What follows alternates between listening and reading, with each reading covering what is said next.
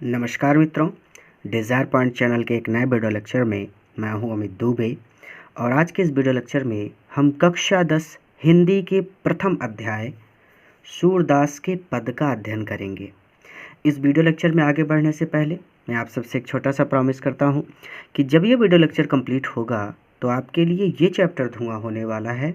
यानी बहुत ही बारीकी से और बहुत सरल शब्दों में मैं आज आपको ये चैप्टर पढ़ाने वाला हूँ। और आज के बाद ये चैप्टर आपके लिए बहुत ही ज़्यादा आसान हो जाएगा।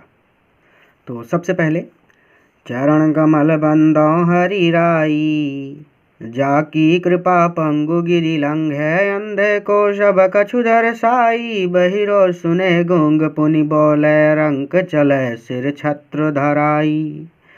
सूरदास स्वामी करुणामय, बार बार बंदो तिह पाई। यहाँ पर सूरदास जी कहते हैं कि चरण कमल बंदो हरि राई। हरि राई यानी भगवान श्री कृष्ण के वंदना, बंदो मतलब वंदना करना, चरण कमल, कमल रूपी चरणों की। तो सूरदास जी कहते हैं कि मैं भगवान श्री कृष्ण के कमल रूपी चरणों की वंदना करता हूँ। अर्थात भगवान श्री कृष्ण के चरणों को यहाँ कमल के समान कहा गया है। ठीक है, तो ये पहली लाइन याद हो गई कि सूरदास जी कहते हैं कि मैं भगवान श्री कृष्ण के कमल रूपी चरणों की वंदना करता हूँ। जाकी कृपा, जिनकी कृपा से पंगु लंगड़ा व्यक्ति भी गिरि पर्वत को लंघे पार कर जाता है।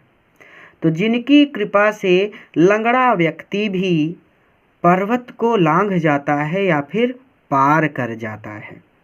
और अंधे को सब कछु दर्शाई, और अंधे व्यक्ति को सब कछु यानी सब कुछ दर्शाई, दिखाई देने लगता है। बहिरो सुने, बहरा व्यक्ति सुनने लगता है। गूंग, गूंगा व्यक्ति पुनि फिर से बोलने लगता है। और रंक, रंक मतलब होता है गरीब व्यक्ति। रंक मतलब राजा महाराजा अपनी प्रजा को रंक कहते थे। रंक मतलब प्रजा, प्रजा मतलब गरीब व्यक्ति। चलने लगता है। सिर, अपने सिर पर छत्र, छत्र धराई धारण करके। और गरीब व्यक्ति भी राजा के समान अपने सिर पर छत्र धारण करके चलने लगता है। अर्थात गरीब व्यक्ति भी अमीर हो जाता है, गरीब व्यक्ति भी राजा बन जाता है। तो यही बात यहाँ पे कही गई। ठीक है, तो आप ऐसे कहिएगा इसको। पहले आप लिखेंगे कि गरीब व्यक्ति भी अपने सिर पर, ऐसे लिखिए कि गरीब व्यक्ति भी राजा के समान अपने सिर पर छत्र धारण करके चलने लगता है। अर्थात गरीब व्यक्ति भी राजा बन जाता है। सूरदास स्वामी करुणामय, सूरदास जी कहते हैं कि स्वामी करुणामय, भगवान श्री कृष्ण करुणामय है, अर्थात करुणा के सागर हैं। सूरदास जी कहते हैं कि भगवान श्री कृष्ण करुणामय हैं, अर्थात करुणा के सागर हैं। अब बार बार बंदो, और बार बार बंदो वंदना करता हूँ, तिह पाई उनके कमल रूपी चरणों की। और मैं श्री कृष्ण के चरणों की बार बार वंदना करता हूँ। तो एक बार रिवीजन कर लेते हैं। पहली लाइन यहाँ पे आखिरी वाली सुनिए कि सूरदास जी कहते हैं कि भगवान श्री कृष्ण करुणा के सागर हैं और मैं बार बार उनके चरणों की वंदना करता हूँ। चलिए एक बार रिवीजन करते हैं और मेरे साथ आप भी रिवीजन कीजिएगा। तो पहली लाइन का मतलब ये है कि सूरदास जी कहते हैं कि मैं भगवान श्री कृष्ण के कमल रूपी चरणों की वंदना करता हूँ। दूसरी लाइन यहाँ पे मतलब है कि जिनकी कृपा से लंगड़ा व्यक्ति भी पर्वत को पार कर जाता है और अंधे व्यक्ति को सब कुछ दिखाई देने लगता है। बहरा व्यक्ति सुनने लगता है, गूंगा फिर से बोलने लगता है, और गरीब व्यक्ति भी राजा के समान अपने सिर पर छत्र धारण करके चलने लगता है। अर्थात गरीब व्यक्ति भी राजा बन जाता है।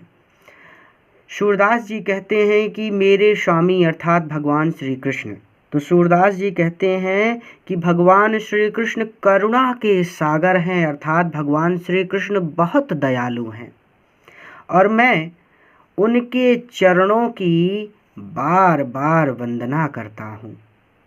आगे चलते हैं। अभी गति गति कछु कहत न आवे, ज्यो गूंगे मीठे फल को रस अंतर्गत ही भावे, परम स्वाद सब ही सु निरंतर अमित तोष उपजावे। मन बानी को अगम अगोचर सो जाने जो पावे, रूप रेख गुण जाति जुगत बिनु निरालंब कित धावे। सब विधि अगम विचार ही ताते, शूर शगुन पद गावे। यहाँ पर पहले ध्यान से समझिए। तो पहले समझिए इस बात को कि यहाँ पर सूरदास जी ने कहा क्या है। यहाँ पर सूरदास जी का कहना है कि जो निर्गुण ब्रह्म हैं उनकी उपासना करना बहुत कठिन है, और जो सगुण ब्रह्म हैं उनकी उपासना बहुत सरल है। अब मेरी पोलियो से ग्रसित राइटिंग पर मत जाइए, ये थोड़ी सी ऐसे वैसे करके मैंने जल्दी से लिख दिया है। ब्रह्मा का मतलब ईश्वर से है। अब पहले समझिए कि निर्गुण ब्रह्म कौन है। निर्गुण ब्रह्म यानी वो ईश्वर जो ना तो कभी जन्म लेते हैं और ना ही कभी मरते हैं, और उनमें कोई गुण नहीं है, लेकिन फिर भी वो सर्वगुण संपन्न है। ठीक है। और सगुण ब्रह्म जैसे कि इस संसार के रचयिता ब्रह्मा जी, इस संसार के पालनकर्ता विष्णु जी, और इस संसार के संहारकर्ता यानी महादेव, यानी ब्रह्मा विष्णु महेश, ये हैं सगुण ब्रह्म। और निर्गुण ब्रह्म यानी वो जो ना तो कभी मरते हैं ना कभी जन्म लेते हैं, और उनमें ना तो कोई गुण है लेकिन फिर भी वो सर्वगुण संपन्न है। अब आप सोच रहे होंगे कि फिर इसमें अंतर क्या है, ब्रह्मा विष्णु महेश और सगुण ब्रह्म और निर्गुण ब्रह्म है, इसमें अंतर क्या है। तो देखिए, इन बातों को समझने के लिए आप अभी बहुत छोटे हैं, लेकिन बहुत ही सरल तरीके से अगर मैं आपको समझाऊं तो कहने का मतलब निर्गुण ब्रह्म वो होते हैं जिनके ना तो हाथ हैं, ना पैर हैं, ना मुंह है, कुछ भी नहीं है, यानी शरीर का कोई अंग नहीं है। और निर्गुण ब्रह्म की उपासना करने वाला जिस रूप में चाहे उस रूप में अपने ईश्वर के दर्शन कर सकता है। जैसे रामायण में ही कहा गया है कि जाकी रही भावना जैसी, प्रभु मूरत देखी वहाँ वैसी। तो जिसकी जैसी भावना थी, ईश्वर का दर्शन उन्होंने उसी रूप में किया। अर्थात निर्गुण ब्रह्म की उपासना करने वाले लोग अपने ईश्वर की जिस रूप में चाहे उस रूप में आराधना कर सकते हैं और दर्शन कर सकते हैं। लेकिन सगुण ब्रह्म यानी ब्रह्मा विष्णु महेश, तो इनकी तस्वीरें तो आपने देखी ही होंगी, आपके घरों में लगी रहती हैं। और इसे आप और बारीकी से समझना चाहें तो आप अपने पिताश्री से चर्चा कीजिएगा, क्योंकि अभी आप बहुत छोटे हैं और मैं ज़्यादा बारीकी से समझाने लगा तो मेरा लेक्चर बहुत लंबा हो जाएगा बेटा। तो आपको ये काम करना है कि अपने पिताजी से चर्चा करनी है इस विषय पर, वो आपको बहुत बारीकी से और बहुत प्यार से समझा देंगे। ये सबसे सरल तरीका है समझने का, ठीक है। या फिर किसी संत से आप चर्चा कर सकते हैं, वो भी आपको ये बातें समझा देंगे, ठीक है। ये बहुत बड़ी बातें हैं, छोटे स्तर पर इन पर चर्चा नहीं की जा सकती। आसान शब्दों में आप इतना याद रखेंगे कि निर्गुण ब्रह्म यानी निर्गुण ईश्वर वो हैं जिनमें कोई गुण नहीं है। निर्गुण मतलब जिसमें कोई गुण ना हो फिर भी उनमें सभी गुण हैं, ठीक है। और सगुण ब्रह्म यानी जैसे इस संसार के रचयिता, पालनकर्ता और संहारकर्ता, ठीक है। चलिए, तो पहली लाइन में इन्होंने कहा अभिगत गति। अभिगत मतलब निराकार या फिर अज्ञात, तो निर्गुण ब्रह्मा, ठीक है। निर्गुण ब्रह्म की गति मतलब दशा या फिर स्थिति।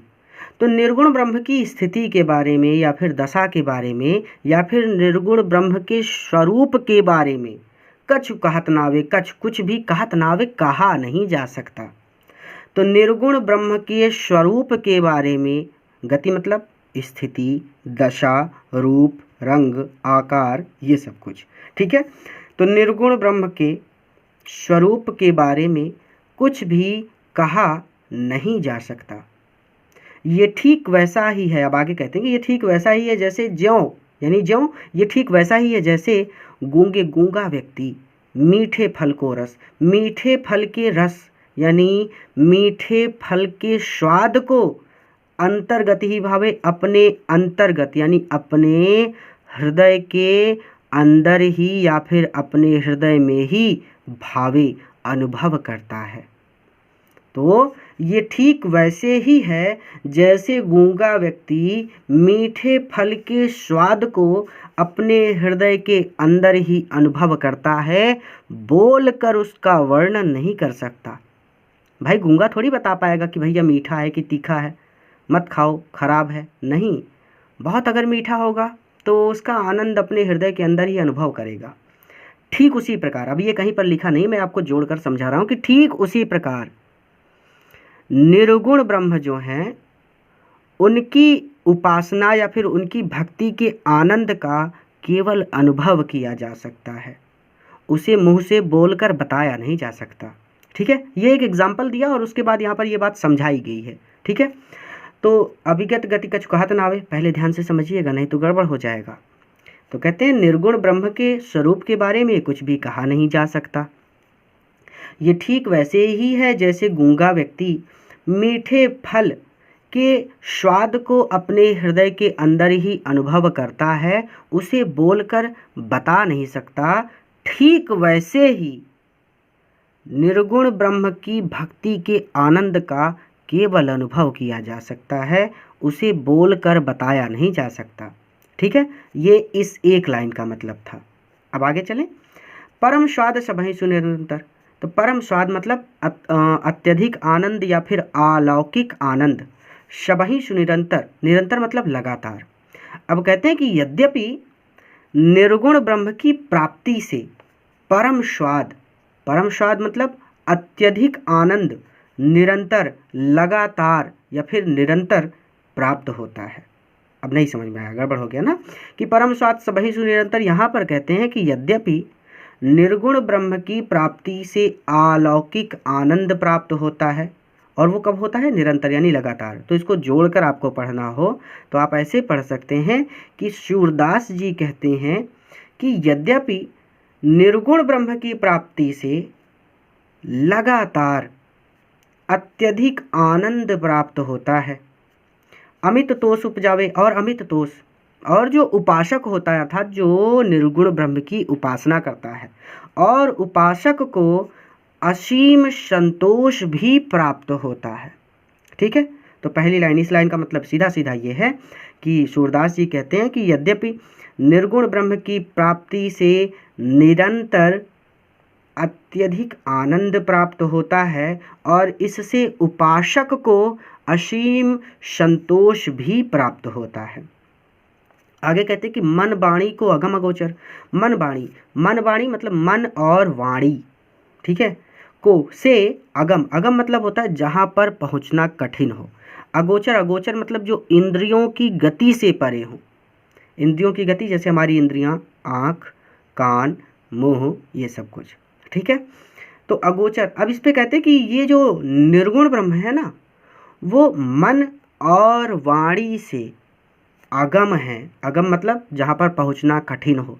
तो इसका मतलब सीधा सीधा इसको ऐसे पढ़ेंगे कि मन और वाणी से या फिर मन और वाणी के द्वारा उस ईश्वर तक पहुँचा नहीं जा सकता। अगम मतलब जहाँ पर पहुँचना कठिन हो, अर्थात पहुँचा नहीं जा सकता। अगोचर, अगोचर का मतलब इंद्रियों की गति से परे, तो इसको ऐसे पढ़ेंगे जो इंद्रियों से परे हैं।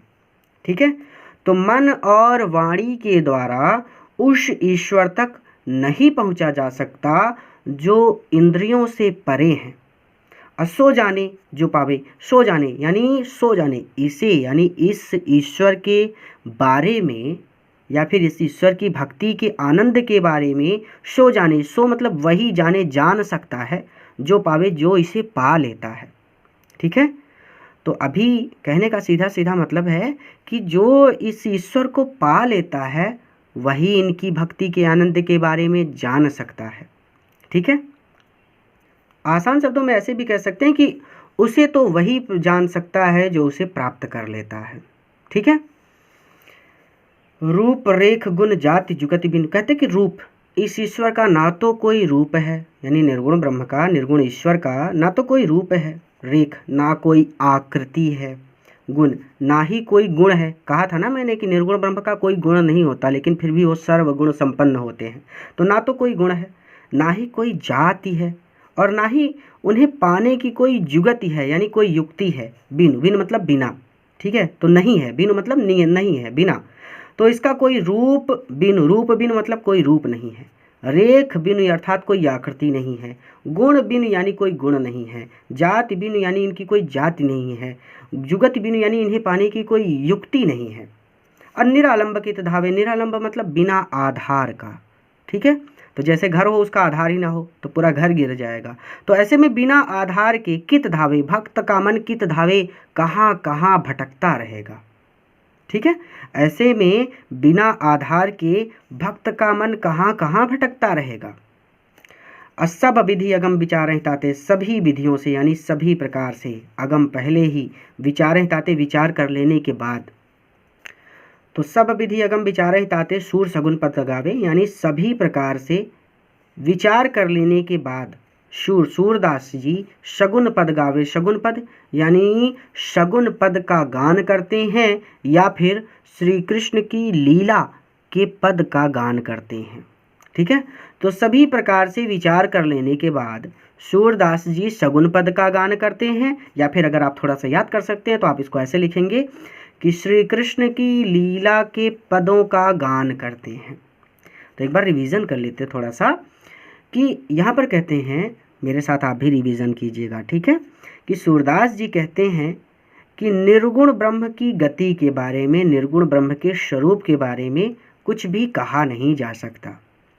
ये तो ठीक वैसे ही है जैसे गूंगा व्यक्ति मीठे फल के स्वाद को अपने हृदय के अंदर ही अनुभव करता है, बोलकर उसका वर्णन नहीं कर सकता।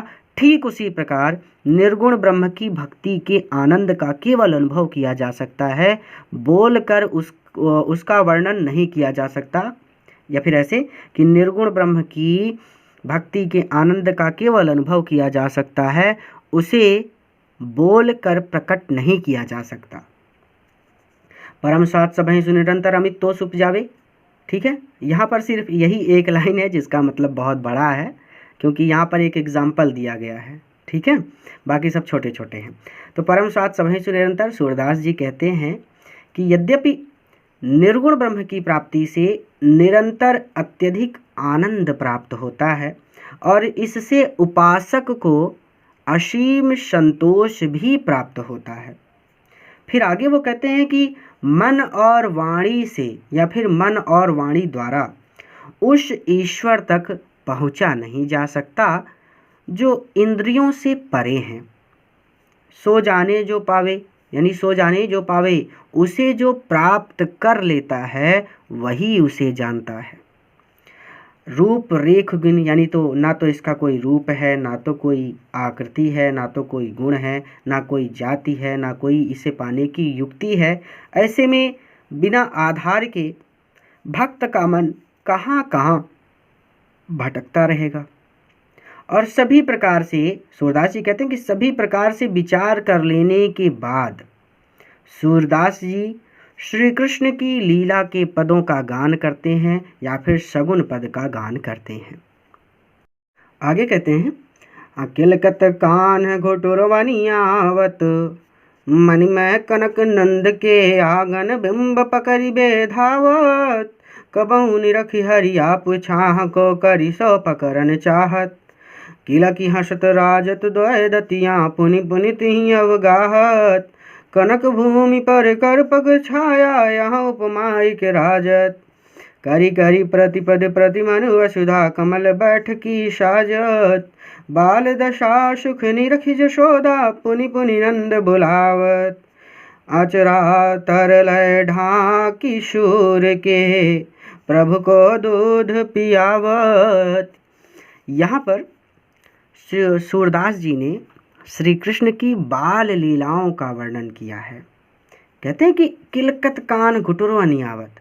सूरदास जी कहते हैं कि श्री कृष्ण बचपन में, अपने बचपन में, या फिर आप ऐसे कह सकते हैं कि सूरदास जी कहते हैं कि बालक श्री कृष्ण किलकारी मारते हुए घुटनों के बल चल रहे हैं, ठीक है। तो कहते हैं कि सूरदास जी कहते हैं कि बालक कृष्ण किलकारी मारते हुए घुटनों के बल चल रहे हैं। अब मणिमय कनक नंद की आंगन बिंब पकड़ी बेधावत। अब यहाँ पर थोड़ा ध्यान से समझिएगा, नहीं तो डाउट होंगे, ठीक है। तो मणिमय मतलब मणियों से युक्त, कनक, कनक मतलब होता है सोना, नंद की आंगन, नंद की आंगन यानी नंद द्वारा बनाया गया आंगन। तो नंद के द्वारा बनाए गए मड़ियों से युक्त आंगन में, नंद द्वारा बनाए गए मड़ियों से युक्त आंगन में बिंब परछाई को पकड़ने के लिए धावत दौड़ रहे हैं। ठीक है,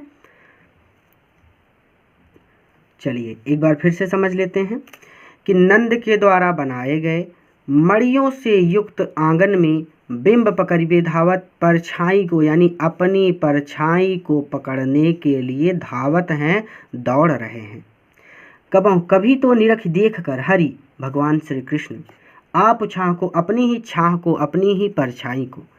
कभी तो भगवान श्री कृष्ण अपनी ही परछाई को देखकर करिसो हाथों से पकड़न चाहत, उसे हाथों से पकड़ना चाहते हैं।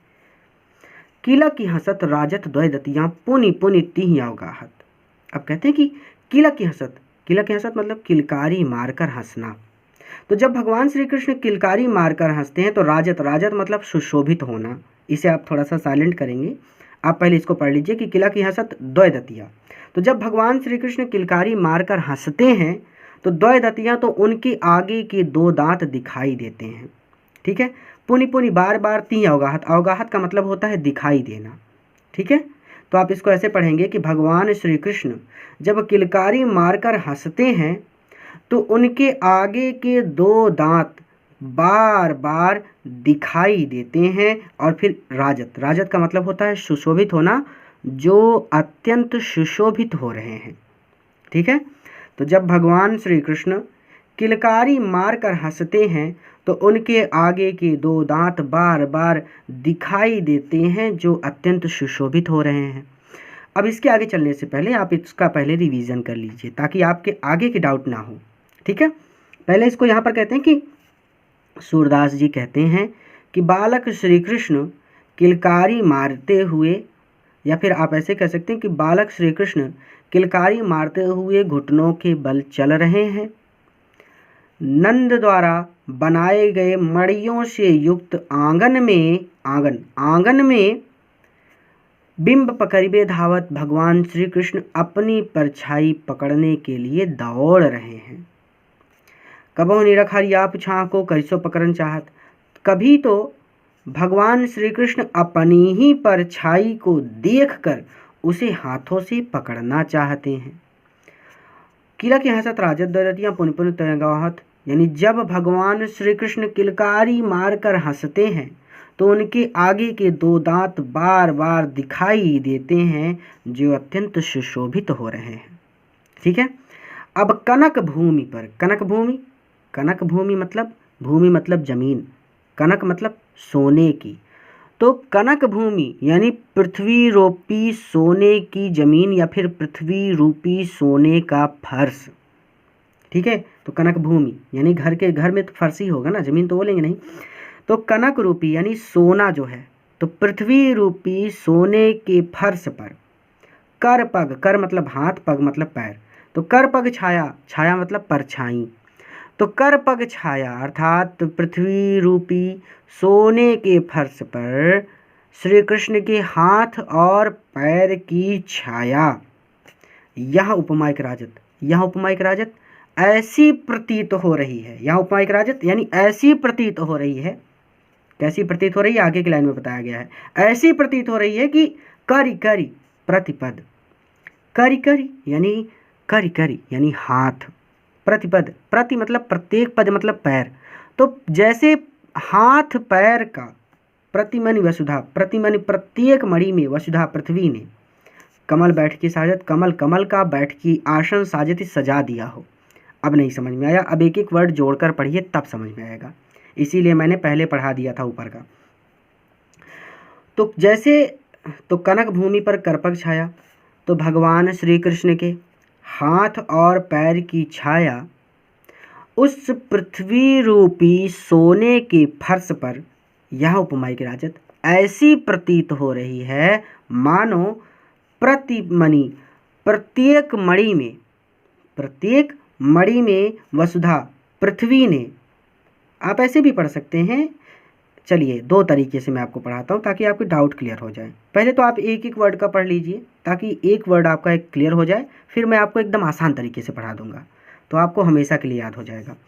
तो इसको ऐसे पढ़िए कि भगवान श्री कृष्ण के हाथ पैर की छाया उस पृथ्वी रूपी सोने के फर्श पर ऐसी प्रतीत हो रही है मानो प्रतिमणि, प्रतिमणि यानी प्रत्येक मणि पर, प्रत्येक मणि पर करीब करीब प्रतिपद उनके हाथ और पैर का प्रतिबिंब पड़ने से ऐसा लगता है मानो वसुधा, मानो पृथ्वी ने कमल बैठ की साजत उनके बैठने के लिए कमल का आसन बिछा दिया हो।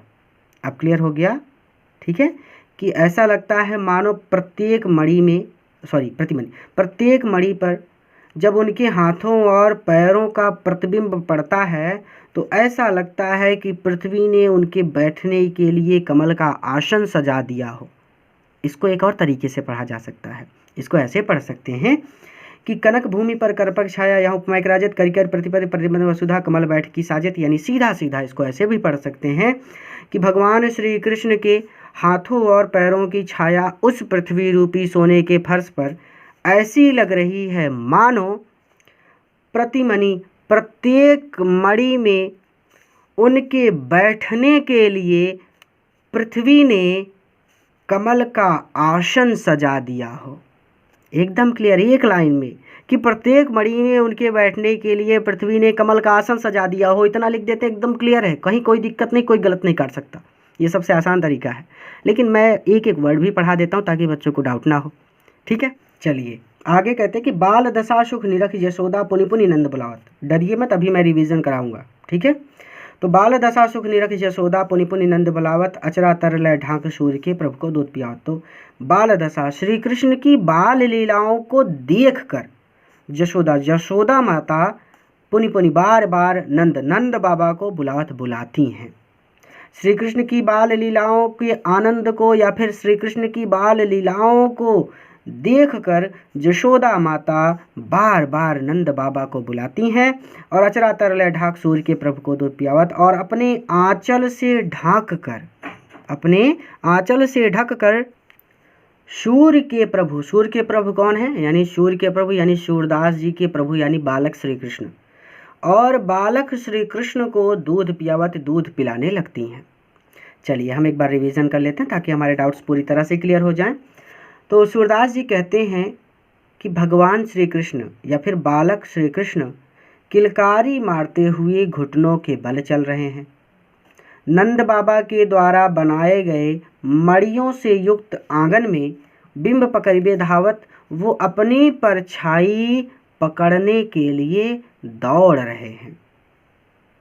आप इसे और आसान करके ऐसे भी पढ़ सकते हैं कि नंद के द्वारा बनाए गए मड़ियों से युक्त आंगन में बिंब पकड़े धावत श्री कृष्ण अपनी परछाई पकड़ने के लिए दौड़ रहे हैं।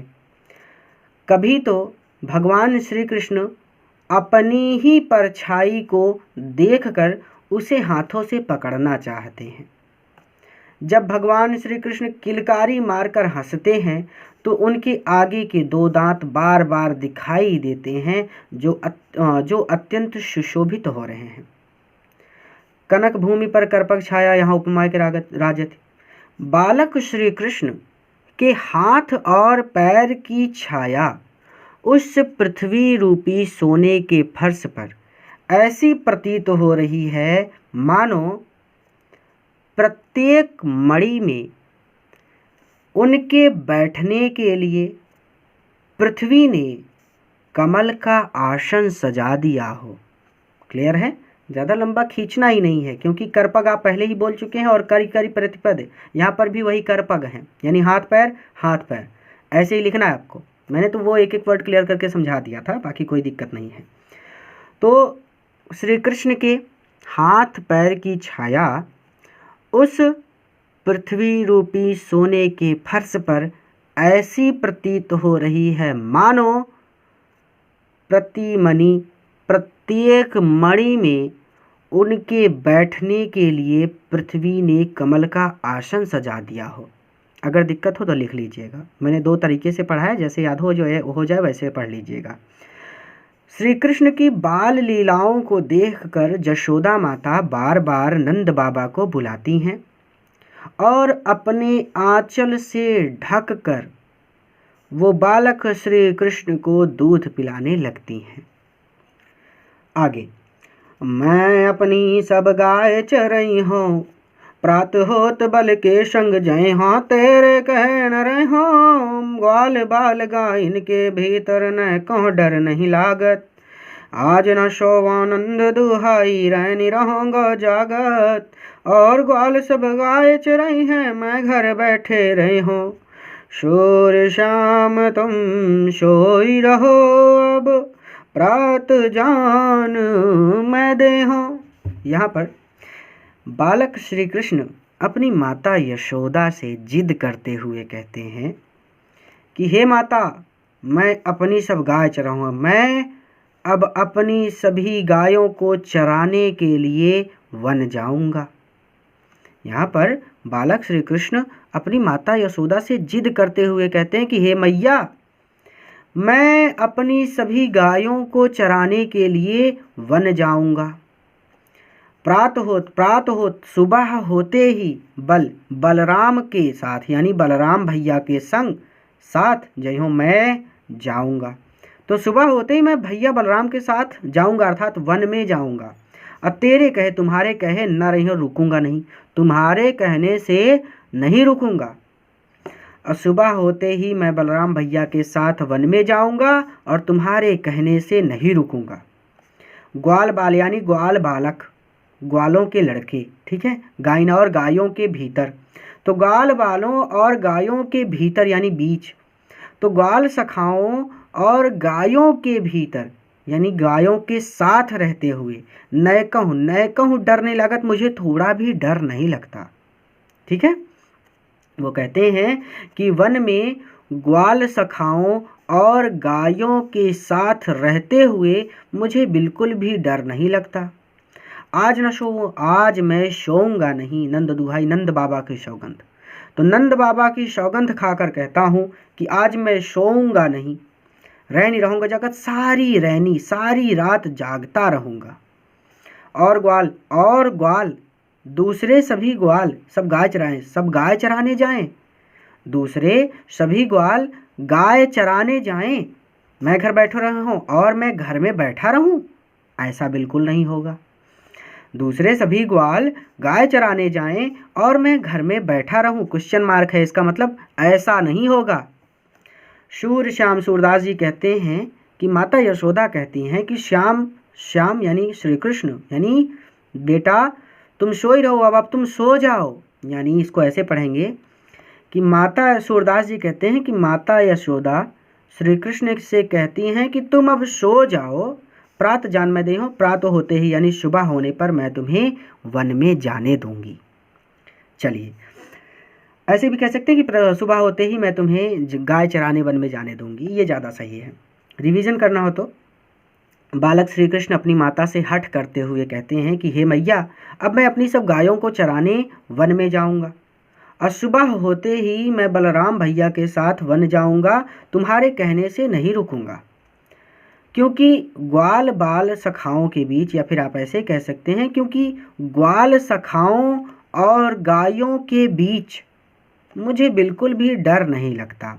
इसे ऐसे भी पढ़ाया जाता है कि ग्वाल सखाओं और गायों के साथ रहते हुए मुझे बिल्कुल भी डर नहीं लगता। नंद बाबा की सौगंध खाकर कहता हूँ कि आज मैं सोऊंगा नहीं, सारी रात जागता रहूँगा। और ग्वाल सब गाय चराई हैं, मैं घर बैठे रही हूँ। यहाँ पर वो कहते हैं कि हे मैया, अब दूसरे सभी ग्वाल गाय चराने जाएं और मैं घर में बैठा रहूँ, ऐसा बिल्कुल नहीं होगा। ठीक है, और ग्वाल सब गाय चराई हों यानी दूसरे सभी ग्वाले गाय चराने जाएं और मैं घर में बैठा रहूं, ऐसा बिल्कुल नहीं होगा। शोर श्याम तुम सोई रहो, अब प्रात जान मैं दे हूँ, यानी माता यशोदा कहती हैं कि पुत्र अब तुम सो जाओ, सुबह होने पर मैं तुम्हें गाय चराने वन में जाने दूंगी। अब आगे कहते हैं, मैया हाँ न चरई हाँ गाई, शिगरे ग्वाल घिरावत मौसो मेरे पाए पिराई, जौन पत्याहि पूछि बलिदाऊ अपनी सौह दिवाई। यहाँ सुनी माई जशोदा ग्वालिन गारी देते रिसाई। मैं पठवती अपने लड़का को आवे मन बहराई। शोर श्याम में रोअति बालक मारत ताहिर गाई। यहाँ पर कहते हैं कि मैया हो न चरई हो गाई। अब बालक श्री कृष्ण अपनी माता से कहते हैं कि हे मैया, मैं न चरई हूँ गाय, मैं अब गाय चराने नहीं जाऊँगा। मैं न चरई हूँ गाय यानी गाय मतलब गाय, चरई हूँ यानी चराना, मैं हूँ यानी मैं, तो मैं अब गाय नहीं चराऊँगा। या फिर हे मैया, अब मैं गाय चराने नहीं जाऊँगा। सिगरे ग्वाल, सभी ग्वाल, घिरावत मोसो यानी सभी ग्वाल अपनी गायों को मुझसे घेरने के लिए कहते हैं। घिरावत मोसो यानी गायों को घेरने के लिए, अर्थात जैसे गाय किसी दूसरी दिशा में जा रही है तो उसे दौड़कर दूसरी दिशा में मोड़ना होता है, हट हट। आपने गाय वगैरह चराते हुए लोगों को देखा होगा, तो वही उसे घेरना बोलते हैं। ठीक है, कि गाय कहीं दूसरे के खेत में ना चली जाए, किसी का नुकसान ना कर दे। तो सभी ग्वाल अपनी गायों को मुझसे घेरने के लिए कहते हैं। अब मेरो पाँव पिराए और मेरे पैरों में दर्द होने लगता है, अर्थात दौड़ते दौड़ते मेरे पैरों में दर्द होने लगता है। अजौन पत्याहि, हे कहते हैं कि हे मैया, अजौन पत्याहि जो तुम्हें विश्वास ना हो पूछ बलदाऊ, तो बलदाऊ भैया से पूछ लो। यानी अगर तुम्हें विश्वास ना हो तो बलराम भैया से पूछ लो। अपनी सौह दिवाए, अपनी सौह कसम दिवाए देकर, अपनी कसम देकर बलराम भैया से पूछ लो। तो श्री कृष्ण कहते हैं कि हे माता, अगर तुम्हें विश्वास ना हो तो अपनी कसम देकर बलदाऊ भैया से या फिर बलराम भैया से पूछ लो। यह सुनकर माई जशोदा यानी जशोदा माता, यह सुनकर यशोदा माता ग्वाल बालों को गारी देती, रिशाई गुस्सा होकर गारी देती हैं। यानी यह सुनकर माई जशोदा यानी माता यशोदा गुस्सा होकर या फिर क्रोधित होकर ग्वालों को गारी मतलब गाली देती, रिशाई देने लगती हैं। यानी इसको सीधा सीधा, यह सुनकर माता जशोदा गुस्सा होकर ग्वालों को गाली देने लगती हैं। आगे कहते कि मैं पठवत मैं भेजती हूँ अपने लड़के को, यानी मैं अपने पुत्र को वन में भेजती हूँ। आवे मन बहराए, ताकि वो अपने मन को बहराई आए, यानी अपने मन को बहला आए। मैं अपने पुत्र को वन में इसीलिए भेजती हूँ कि वो अपना मन बहला आए। सूरदास जी कहते हैं कि माता यशोदा कह रही थी कि श्याम यानी अति बालक यानी मेरा पुत्र अति बालक बहुत छोटा है, या फिर मेरा कृष्ण अति बालक अभी बहुत छोटा है। मारत ताहि रिगाई, ये ग्वाले रिगाई उसे दौड़ा दौड़ा कर मार डालेंगे। ठीक है, अब रिवीजन कर लेते हैं। तो यहाँ पर भगवान श्री कृष्ण अपनी मैया से कहते हैं कि हे मैया, अब मैं गाय चराने नहीं जाऊंगा। सभी ग्वाल अपनी गायों को मुझसे घेरने के लिए कहते हैं और दौड़ते दौड़ते मेरे पैरों में दर्द होने लगता है। और अगर तुम्हारी मेरी बातों पर विश्वास ना हो तो अपनी सौगंध देकर बलराम भैया से पूछ लो। यह सुनकर माता यशोदा क्रोधित होकर ग्वालों को गालियां देने लगती हैं या फिर गाली देने लगती हैं। मैं अपने पुत्र को या फिर अपने लड़के को वन में इसीलिए भेजती हूँ कि वो अपना मन बहला आए। सूरदास जी कहते हैं कि माता यशोदा कह रही हैं कि मेरा कृष्ण अभी बहुत छोटा है, ये ग्वाले उसे रिंगाई मतलब दौड़ना, तो दौड़ा दौड़ा कर मार डालेंगे। रिंगाई मतलब चलना भी होता है। ठीक है, तो यहाँ पर सीधा सीधा वो करें कि ये ग्वाले मेरे पुत्र को दौड़ा दौड़ा कर मार डालेंगे। तो आज की वीडियो में यहीं तक, क्योंकि इसके आगे हम एक सेकंड पार्ट में पढ़ेंगे। जितना पढ़ाया गया है इतना आप खुद से एक बार रिवीजन कर लीजिएगा, ताकि आपके कोई भी डाउट शेष ना रहे। ये चैप्टर बोर्ड की दृष्टि से बहुत इम्पॉर्टेंट है, तो जितना अच्छे से पढ़ सकें उतनी अच्छी तरह से पढ़िएगा। और इसका खुद से अध्ययन करना बहुत आवश्यक है, क्योंकि कुछ वर्ड ऐसे हैं जिनमें आप आज पहली बार परिचित हो रहे हैं। इस वीडियो को अपने मित्रों के साथ भी शेयर कीजिए ताकि वो भी इससे लाभ ले सकें। पूरा वीडियो देखने के लिए धन्यवाद। किसी नए वीडियो लेक्चर में इसके सेकंड पार्ट के साथ मैं आपसे फिर से मिलूँगा।